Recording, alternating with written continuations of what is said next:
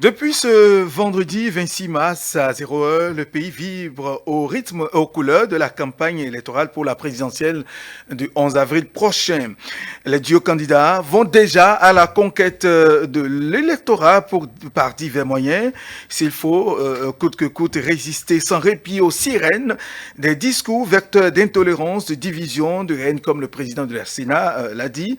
Il est aussi indéniable que ces duos candidats sont tenus de faire un discours face aux populations, des promesses, des engagements, oui, puisque c'est la campagne. Aujourd'hui, quelles promesses peuvent-ils faire donc aux Béninois pour les convaincre? Quoi de nouveau ou de meilleur ont-ils à proposer ces différents duos candidats? Nous allons en parler ce matin sur la causerie matinale et je présente directement, rapidement, nos invités. Fiacre Bodjanou, bonjour. Bonjour, Monsieur Thiodi. Merci de répondre à notre invitation. Merci à vous. Stanislas Bouenoubo, bonjour. Bonjour, on y est, bonjour à tous. Landry Azimazor, bonjour, merci de rester avec nous. Bonjour, bonjour encore, Monsieur Jean. Très bien.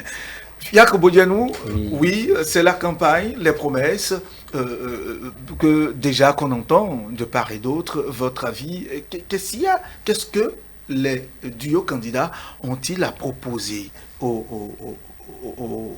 à la population, je dirais? Voilà, pour aller aux élections présidentielles, il faut nécessairement avoir un projet de société. Donc, et quand on regarde un peu ce qui se passe, les projets de société sont tels que seul le duo Talon-Talata a un projet convaincant. Non, nous n'allons pas citer, nous n'allons, par respect à l'éthique et de la déontologie, nous n'allons pas nommer directement les Les duos. candidats. Oui, Donc, il y pas- a un duo, et seul un duo qui a un projet de société convaincant. Et je parle de projet convaincant. Et quand on prend le projet, on lit des choses concrètes qu'il promet faire. Donc, les autres, quand ils viennent et ils parlent de leur projet de société, et c'est soit nous allons faire revenir les soi-disant exilés politiques, nous allons remettre en place le consensus, et nous allons redonner confiance aux Béninois. Bon, qu'est-ce qu'il veut faire à la jeunesse béninoise? Qu'est-ce qu'il veut faire au peuple béninois? C'est de quoi il s'agit normalement. C'est ça qu'il devait venir dire à la population. D'accord.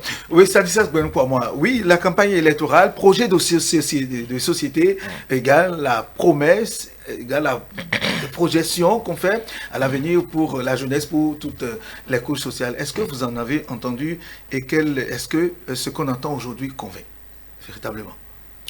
D'abord, je dois dire que depuis le vendredi nuit, on assiste quand même à ce démarrage de la campagne électorale. C'est déjà une bonne chose dans la continuité du processus électoral qui nous conduira au 11 avril, jour de l'élection. Donc, ça a commencé déjà. Ils ont été, vous le disiez tantôt dans votre introduction, à l'assaut de la population.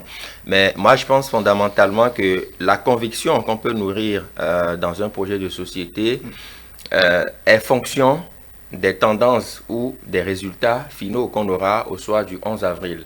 On ne peut pas rester ici et dire que tel projet de société est convaincant ou pas. C'est vrai, nous les écoutons, nous avons lu quelques lignes des projets qui sont en place, 3 projets notamment, donc chacun défend son projet. Et je ne pense pas qu'il y ait un candidat ou un duo de candidats qui ne veuillent pas du bien de son pays ou de sa population, sans quoi ils ne seront pas candidats. Et donc, moi je pense que a priori, tous les projets sont rédigés pour être convaincants. Et c'est d'ailleurs pour convaincre la population qu'il y a la période de campagne électorale, pour que les plus sceptiques puissent adhérer à tel ou tel projet de société. Et si les populations sont véritablement convaincues, ce n'est que le soir du 11 avril qu'on saura quel type de projet de société a pu convaincre les Béninois. Parce que le dire ici, c'est peut-être se perdre en conjecture. Attendons les résultats pour voir. Mais le chose, c'est que j'ai pu noter quand même que chacun y est allé de sa manière, de sa méthode. On a vu notamment 2 duos qui sont quand même sur le terrain. Le 3e duo qui, j'ai écouté l'un d'entre eux hier, qui disait qu'eux, ils ont choisi la proximité. et que par ailleurs la proximité leur coûtera moins cher. J'ai entendu un candidat à la vice-présidence notamment le dit. Et eux, c'est leur méthode à eux. Mais ce même candidat, dans leurs différents discours face aux populations, ont parlé quand même d'une certaine crise de confiance, qu'il faut bannir désormais, qu'il faut quand même restaurer les habitudes, qu'il faut que les Béninois qui, pendant 5 ans, ont été quand même mis sous pression, puissent se retrouver et discuter pour parler développement. Il y a un autre duo qui a parlé de la restauration de la confiance en général. Carrément. Et eux, ils ont dit que ils vont faire un mandat de transition. Je l'ai écouté, ils vont faire un mandat de transition et passer le témoin à la jeunesse. Je me suis posé la question de savoir si eux, ils ne sont pas jeunes. Donc, ils reconnaissent qu'ils ne sont pas jeunes. Ils vont faire un mandat et passer le témoin à la jeunesse. À quel type de jeunes vont-ils passer le témoin? Est-ce que leur discours pourra convaincre les Béninois? Et ils ont également profité pour dire que ils vont restaurer au-delà la confiance avec les pays de la sous-région, le Nigeria, d'autres pays par exemple. Et eux, ils ont déjà choisi, s'ils étaient élus, bien évidemment, au soir du 11 avril, aller dormir au Nigeria pour entamer déjà les discussions. Ils l'ont dit. Donc, je pense que c'est quand même intéressant d'écouter ces différents discours. Et maintenant, le troisième duo qui parle de la continuité. Continuons la dynamique qui doit se poursuivre. J'ai entendu, vous avez vu déjà au premier jour de la campagne le palais des congrès qui a été bondé de monde par rapport à cette continuité-là. Et ils ont parlé, j'ai entendu parler notamment de l'eau potable pour les Béninois, qui est un acquis déjà. Il y a un début quand même d'effort qui est fait, mais qui sera totalement un acquis d'ici 2023. Ils l'ont dit. Je pense que nous sommes en train de les écouter et on attendra de voir la suite. Landry Azimazon, votre avis sur la question, est-ce que ces discours, ces promesses arrivent à convaincre les Béninois de ce qu'ils veulent avoir pour le pays? Monsieur le journaliste, vous savez, comme l'a dit M. Amoura Stanislas, pour le savoir, c'est au soir du 11 avril. Pour le savoir, ce qui sortira des urnes, c'est ça, c'est sur la base de ça, on dira, oui, tel candidat a pu convaincre la population. Raison pour laquelle la population lui a accordé ses suffrages. Si ce n'est pas le cas, les candidats qui ne sortiront pas verront déjà qu'ils n'ont pas pu convaincre la population. C'est le 11 avril qui nous dira que si tel duo ou tel duo a pu convaincre la population. Si ce n'est pas le cas, en tout cas, chacun de nous en tirera les conséquences au 11 avril. Maintenant, pour revenir un peu sur les différents duos candidats, il faut dire nous avons 3 candidats duos qui vont à l'assaut de la présidentielle. Il y a chacun de ces duos a un projet. Bien sûr. Il y en a qui ont parlé de la restauration de la confiance. Donc, certainement, ils ont vu qu'il y a un temps rupture de confiance. Personne ne le sait. Je ne peux le dire parce que ce sont eux-mêmes qui ont fait leur constat et ils ont parlé de la restauration de la confiance. Alors, confiance entre les peuples béninois, certainement. Confiance avec les pays de la sous-région, notamment le Nigeria, certainement, c'est la raison pour laquelle ils ont dit, même au soir du 11 avril, lorsqu'ils sortiront des urnes, lorsqu'ils seront élus, qu'ils iront au Nigeria pour dormir. Bon, eux-mêmes savent pourquoi ils le disent. Je ne peux le dire à leur place. C'est pour aller et restaurer la confiance là-bas. Alors, s'ils dorment là-bas, ça veut dire que les jours à venir, ils iront également peut-être au Togo ou bien au Niger, parce que c'est la sous-région. Le Nigeria, ça ne fait pas seulement la sous-région. Alors, si ils le disent, ils ont parlé également de la transition avec la jeunesse. Très belle question posée par moi, c'est quelle jeunesse, quel type de jeunesse? Est-ce à dire qu'ils ne sont pas de la jeunesse, qu'ils ne sont pas jeunes? S'ils le disent ainsi, ça veut dire qu'ils reconnaissent eux-mêmes qu'ils ne sont pas jeunes. Alors, ils se posent toujours la question de quelle jeunesse, qu'est-ce que vous voulez, de quelle jeunesse parle-t-on? Il se pose toujours cette question-là. Alors, il y a d'autres candidats qui ont parlé de la proximité, qui ont choisi la proximité. Oui, ils savent ce qu'ils mettent dans la proximité. je ne peux le dire à leur place. Si déjà ils savent ce qu'ils mettent dans la proximité et qu'eux-mêmes sont convaincants, ils savent qu'ils peuvent convaincre le peuple, la population du bas jusqu'en haut, alors tant mieux. Au soir du 11 avril, on saura également. Alors, il y a également le troisième duo qui a parlé de la continuité. Oui, la continuité. Vous voyez, c'est ça.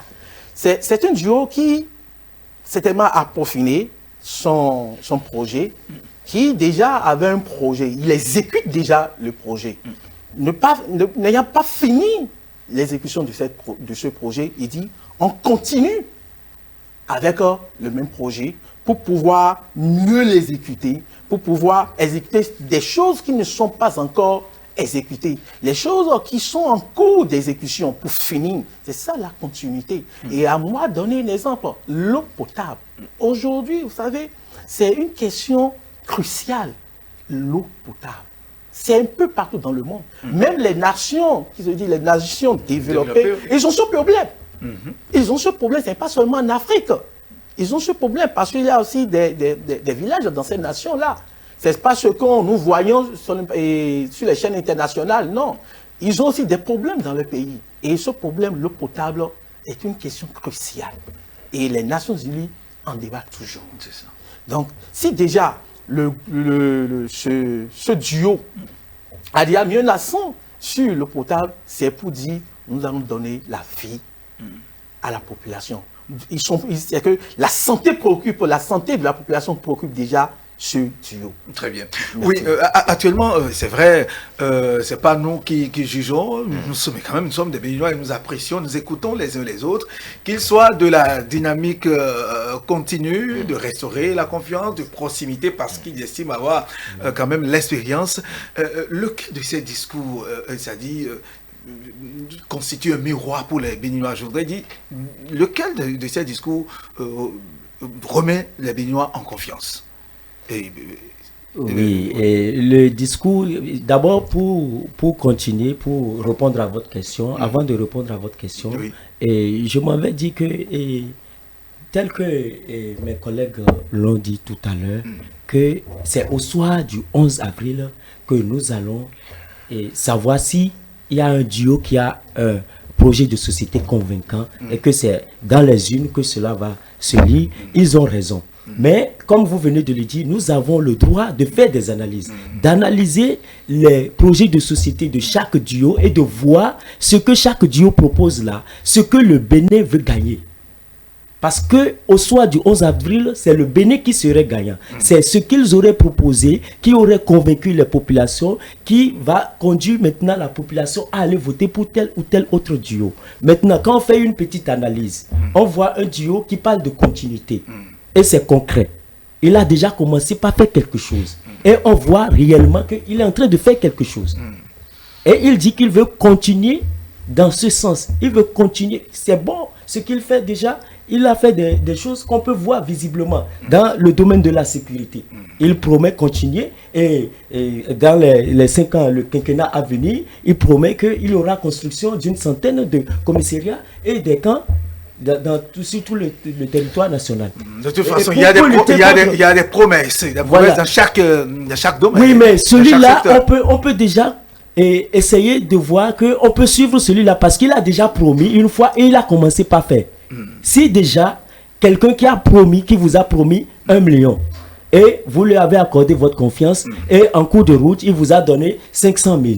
Et il revient pour dire, bon, j'ai encore besoin de ta confiance. Et je te promets augmenter. Mais qu'est-ce que vous allez faire? Très bien. Oui, allez-y.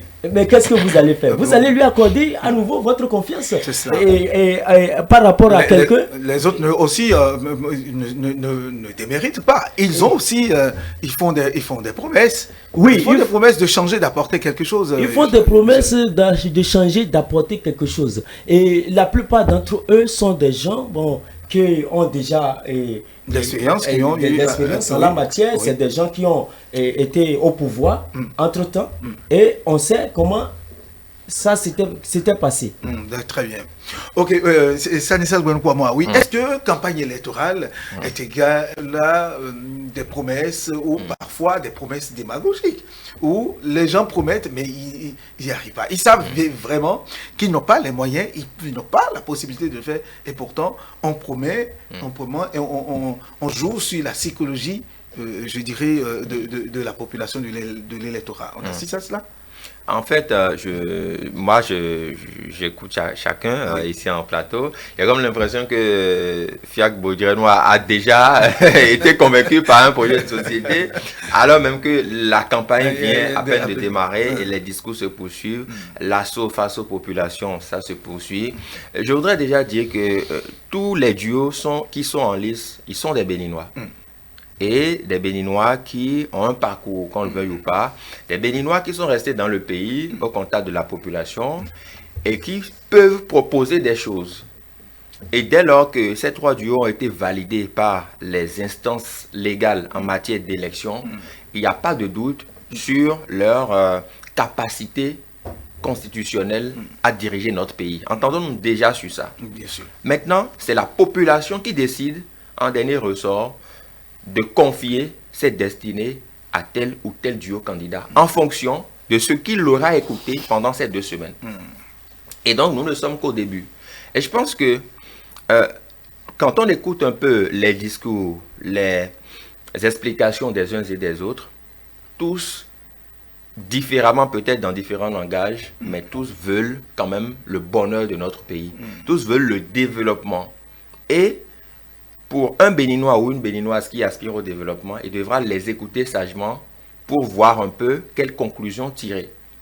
J'ai entendu, par exemple, des candidats dire qu'on ne croit peut-être pas en eux, mais qu'ils vont créer la surprise. Je pense que la campagne, elle a bien démarré parce que ces instants de discussion nous avaient quand même manqué lors des législatives de 2019 où la campagne était essentiellement médiatique, où les candidats n'ont pas pu aller au contact des populations, prendre leur chaleur, discuter avec ces dernières pour leur dire de vive voix ce qu'elles attendent. Mais je pense qu'aujourd'hui, nous avons cette possibilité-là où les candidats, au-delà des messages qui sont passés via les médias, vont au contact des populations. On a vu le week-end plusieurs images sur lesquelles les candidats sont allés expliquer aux populations de vive voix ce qu'ils leur proposent. Je pense que ça là avait manqué en 2019 et nous sommes heureux aujourd'hui de retrouver cette chaleur-là avec les Béninois. C'est très important. Et donc, nous continuons de les écouter, nous continuons d'analyser et d'ici les 2 semaines que prévoit la loi par rapport à cette campagne, nous allons pouvoir tirer les probables conclusions. Mais quant aux promesses qu'on fait, c'est normal que quelqu'un, c'est comme, passez-moi l'expression, quelqu'un qui est en train de courtiser une jeune demoiselle qui lui fait des promesses. Et donc, la population aujourd'hui est à la place de cette jeune demoiselle où les aspirants, ils sont au nombre de 3. Et ils veulent quand même conquérir le cœur. Conquérir pour certains et reconquérir pour d'autres le cœur des Béninois. Et par rapport à ça, le Béninois est dans cette meilleure posture de pouvoir écouter, d'analyser un peu les différents projets de société. Les promesses vont généralement dans le sens du bien-être des populations. Si quelqu'un vient vers vous et dit je vais tout faire pour que vous ne vous portez pas mieux, pour que vous n'ayez pas de l'emploi ou pour que les conditions économiques ne soient pas améliorées, si quelqu'un vous dit ça, c'est sûr qu'il n'aura pas votre confiance. Et donc, toutes les promesses qui sont faites de part et d'autre sont dans le sens d'améliorer les conditions de vie et d'existence des Béninois. C'est déjà un pas important. Oui, mais pourtant, on assiste à des promesses démagogiques. C'est de ça qu'il s'agit, en fait, Landry. Parce qu'on dit souvent, c'est la campagne et c'est normal, une manière de séduire la population, alors qu'aujourd'hui, le niveau est quand même très élevé. Absolument. Le niveau est très élevé. La population, et il y a cela 90, la population de 90 n'est pas celle d'aujourd'hui. C'est-à-dire la mentalité. La mentalité, bien sûr, ce n'est pas celle d'aujourd'hui. Parce que quand je dis population, c'était de l'ironie que je suis en train de faire. Vous savez, la population a pris le temps de se mûrir intellectuellement. Et lorsque vous venez devant la population et vous lui promettez des choses, et que la population sent que ces choses que vous promettez, vous ne pouvez même pas faire, la population aussi le sait. Et comme je l'ai dit, lors des campagnes, chaque duo va essayer de convaincre la population à travers son projet. Ils vont parler. Ils vont parler pour essayer de gagner le cœur de la population pour que la population leur accorde leur suffrage. Si au cours de ces 2 semaines, chacun des duos n'y arrive pas, le 11 avril nous dira. Tout simplement, de toutes les façons. Le 11 avril nous le dira. Parce que vous savez, on ne nous leurrons pas. Même aller dans les coins et recoins du Bénin, et que vous allez parler d'aujourd'hui. Oui. Et vous allez parler à des bonnes dames, et soit disant que bon, c'est des villageois, c'est des villageoises. Non, vous vous trompez largement. Vous vous trompez parce qu'ils vont se poser la question de savoir, écoutez, de tout ce qu'il vient de nous dire, quel est notre intérêt? Qu'est-ce que nous autres nous en tirons? Notre milieu, qu'est-ce qu'il en tire? Ce qui est sûr, on ne va plus entendre les gens dire je vais vous faire des voies pavées, on va vous réaliser, construire des marchés, on va vous construire des forages, etc. Le discours a complètement changé. Changé, absolument. Oui, sur la question du discours dont vous parlez, si vous le permettez, je pense que nous assistons au détour quand même de ce toilettage de la loi sur les élections. Je veux parler de la réforme du système partisan, voilà. Nous assistons à une certaine réforme, notamment dans le langage, dans le discours et dans les projets qui sont adressés aux Béninois. Voilà, parce que aujourd'hui, il faut quand même des projets qui cadrent avec les aspirations des Béninois. Il faut des projets dans lesquels les Béninois puissent se retrouver par rapport à leurs besoins du moment et leurs besoins sur le long terme. C'est vrai, nous avons quand même dans l'un des projets de société un duo qui veut poursuivre la dynamique parce qu'il a quand même enclenché certaines actions. Et il y a d'autres qui estiment que la confiance avec les Béninois n'est pas ce qu'elle doit être et qu'il faut la restaurer. On ne peut pas leur dénier cela. C'est de leur droit de voir, ça dépend de là où on se met, de voir si telle ou telle chose n'est pas en place et qu'il faut la maintenir ou qu'il faut la ramener. Et la loi leur permet quand même, dans la courtoisie nécessaire, dans les normes nécessaires, d'aller au contact des populations et de leur dire ce qu'ils leur proposent. C'est déjà de bon ton. Moi, je suis heureux qu'il y ait diversité d'opinions, qu'il y ait des gens qui constatent que par rapport à ce qui se passe, il y a des limites à relever, il y a des choses qu'ils se sentent capables de corriger. C'est très important. C'est aussi ça la démocratie. C'est aussi ça la démocratie. C'est ça qui permet quand même d'avoir une pluralité de projets de société. C'est vrai que nous en avons 3 aujourd'hui. Et l'autre chose que je voudrais quand même remarquer dans cette élection, c'est que pour une fois, nous n'aurons pas les mots de tête à lire plusieurs projets de société. On en a 3, une vingtaine comme par le passé. Non, on en a 3 aujourd'hui. On va pouvoir se concentrer là-dessus, les lire à fond et poser les questions. Voilà, les décortiquer au mieux et poser les questions qui s'imposent. Je pense que c'est intéressant. Nous allons faire le tour de table pour clôturer. Nous commençons par Fiacre. Oui, et merci. Et les projets de société, et les duos en ont chacun. Et ils passent devant la population, chacun des duos, pour parler de leur projet de société, dire ce qu'ils pensent faire au peuple béninois dans les 5 ans à venir.